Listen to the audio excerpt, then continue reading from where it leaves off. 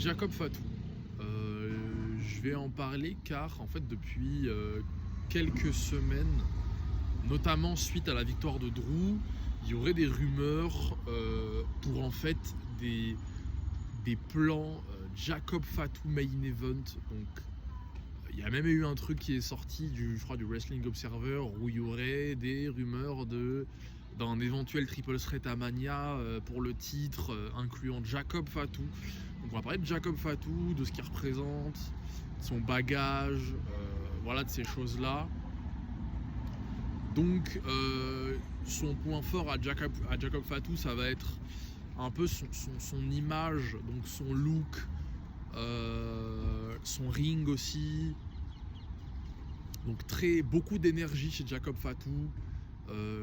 Dès son arrivée dans le main roster, il a été booké très fort, où en fait il peut directement s'installer dans le main event car c'est Solo qui gérait le main event de SmackDown en 2024 avec Cody.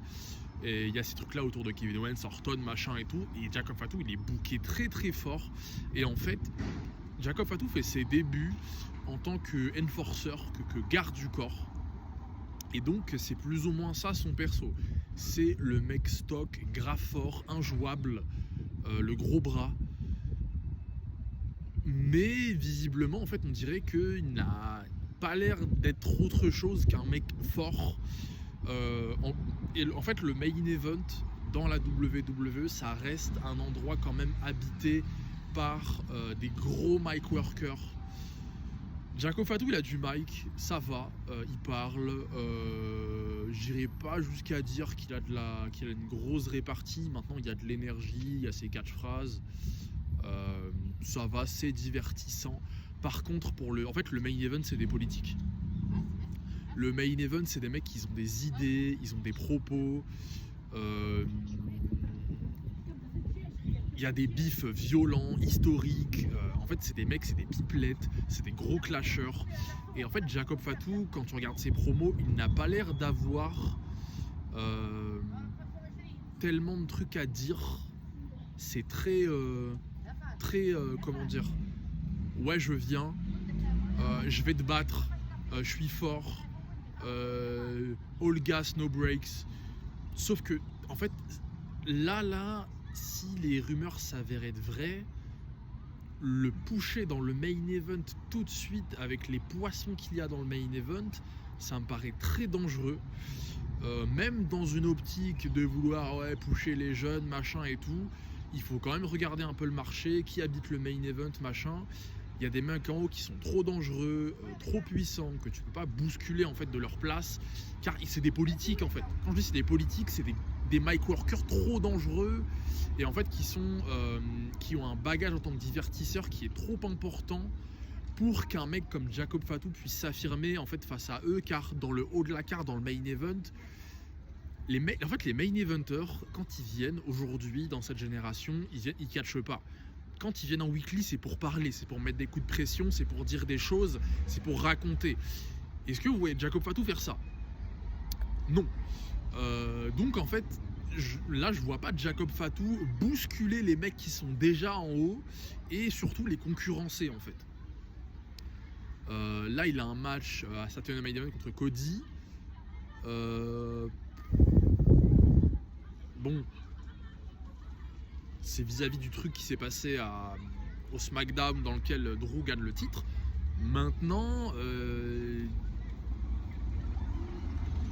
ça me paraît inconcevable que Jacob Fatou puisse garder une place dans le main event pendant la Road à Mania. Il n'en a juste pas le bagage, il n'en a pas la puissance, il est over quand même un peu, mais il n'en a pas il n'en a pas le bagage quoi. C'est une sphère encore trop importante et c'est dangereux des fois de pusher ce genre de mec là aussi vite avec un historique aussi faible, car tu peux les griller en fait.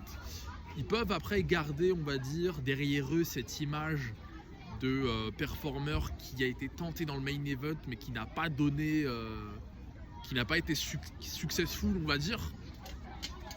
Jacob Fatou, c'est clairement pas un mec aujourd'hui qui peut traîner avec Cody, avec Punk, même avec Gunther, enfin voilà, le main event aujourd'hui c'est ça, hein, c'est les mecs, les gros mic workers, les politiques, c'est McIntyre, Cody, Punk, Gunther, Rollins quand même ça va aussi, bon Reigns maintenant on le voit très très rarement, et Reigns il a atteint un niveau de puissance et de contribution pour la compagnie qui fait que lui quand il est là ça marche quoi, en fait il est tellement rare et puissant et historique et légendaire que tu t'attends pas à des promos de Reigns. Reigns, c'est pas les promos en vrai. C'est pas ça, tout simplement.